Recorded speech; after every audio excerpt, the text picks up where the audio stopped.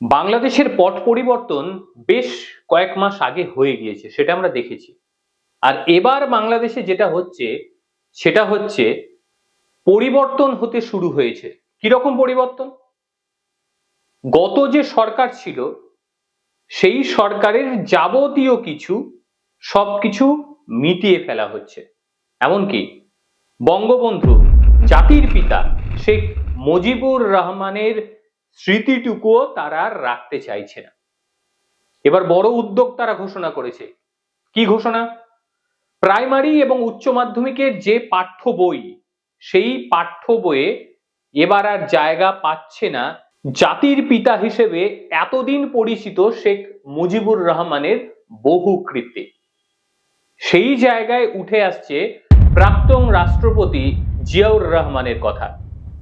বাংলাদেশের স্বাধীনতা ঘোষক হিসেবে তার নামটি উঠে আসছে। নতুন এই পাঠ্য বই থেকে বাদ দিয়ে দেওয়া হয়েছে বঙ্গবন্ধু শেখ মুজিবুর রহমানের অনেক প্রসঙ্গ। তাকে নিয়ে বিভিন্ন কবিতা পুরো বাদ দেওয়া হয়েছে। জাতির পিতা এই যে ওয়ার্ডটা, সেটা বাদ দিয়ে দেওয়া হয়েছে। হাজার বছরের শ্রেষ্ঠ বাঙালি হিসেবে তাকে যে উপাধি দেওয়া হয়েছিল সেটাও বাদ দিয়ে দেওয়া হয়েছে। শুধুমাত্র বঙ্গবন্ধু উপাধিটা এখনো পর্যন্ত বাদ দেওয়া হয়নি। বঙ্গবন্ধু উপাধিটা রয়েছে, তবে এটা কবে বাদ দিয়ে দেওয়া হবে পাঠ্য বই থেকে সেটা কিন্তু এই মুহূর্তে বলা যাচ্ছে না। বাদ যাবে, সময় শুধুমাত্র কথা বলবে। 27শে মার্চ স্বাধীনতা ঘোষণা হয়েছিল বলে এতদিন পাঠ্য বইয়ে উল্লেখ ছিল, কিন্তু তার ঘোষককে কে ঘোষণা করেছিলেন সেটা কিন্তু এতদিন বলা ছিল না। এবার সেটা উল্লেখ করা হচ্ছে পাঠ্য বইয়ে। জাতীয় শিক্ষাক্রম পাঠ্যপুস্তক বোর্ড আগামী শিক্ষাবর্ষে নতুন পাঠ্য বই তারা নিয়ে আসছে। আর তাতেই উল্লেখ করা হয়েছে 1971 সালে 26শে মার্চ চট্টগ্রামের যে কালুঘাট বেতার কেন্দ্র, সেখান থেকেই বাংলাদেশের স্বাধীনতা ঘোষণা করেছিলেন জিয়াউর রহমান। পরের দিন বঙ্গবন্ধু মুজিবুর রহমানের পক্ষ থেকে আবারও স্বাধীনতার ঘোষণা করা হয়। সেই সময় সেনাবাহিনীর মেজর হিসেবে ছিলেন জিয়াউর রহমান। আর একটাও প্রসঙ্গ রয়েছে, এই জিয়াউর রহমান হচ্ছে বাংলাদেশের প্রাক্তন প্রধানমন্ত্রী খালেদা জিয়ার স্বামী। 1977 সালে বাংলাদেশের রাষ্ট্রপতির পদে তিনি বসেছিলেন। তারপর 1978 সালে তিনি বিএনপি যে দল বর্তমানে রয়েছে সেই দলের প্রতিষ্ঠা করেন। গত বৃহস্পতিবার সেনাকুঞ্জে সশস্ত্র বাহিনী দিবস উপলক্ষে একটি অনুষ্ঠানের আয়োজন করা হয়েছিল। সেখানে এই জিয়াউর রহমানকে শহীদ বলে সম্বোধন করলেন বাংলাদেশের অন্তর্বর্তী সরকারের প্রধান উপদেষ্টা মোহাম্মদ ইউনূস। সেখানে খালেদা জিয়ার প্রসঙ্গ তিনি তুলে এবং যথেষ্টই প্রশংসা করে।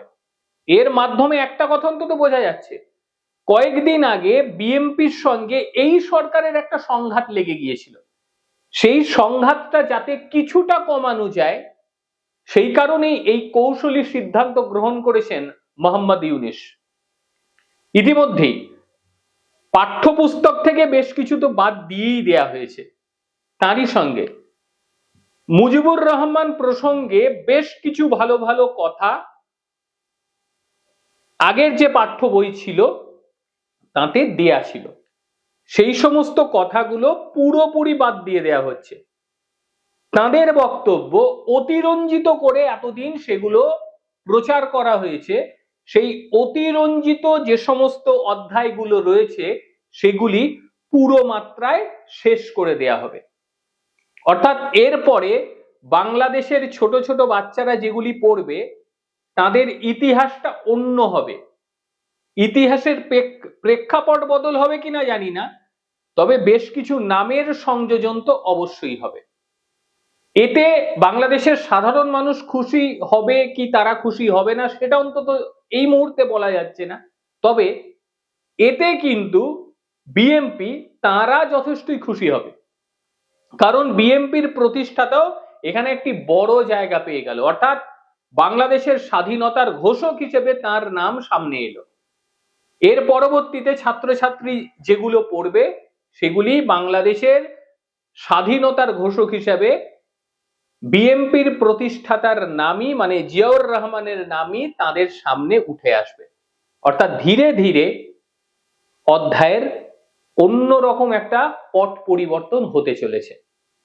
মিটতে চলেছে বঙ্গবন্ধু জাতির পিতা, যদিও ওই জাতির পিতাটা বাদ দিয়ে দেওয়া হচ্ছে, শেখ মুজিবুর রহমানের নাম। হয়তো নামটা থেকে যাবে, কিন্তু নামের সঙ্গে যে সমস্ত কীর্তিগুলো এতদিন সেখানে দেওয়া হয়েছিল, বর্তমান সরকারের বক্তব্য অতিরঞ্জিত করে দেওয়া হয়েছিল, সেগুলি কিন্তু আর থাকছে না।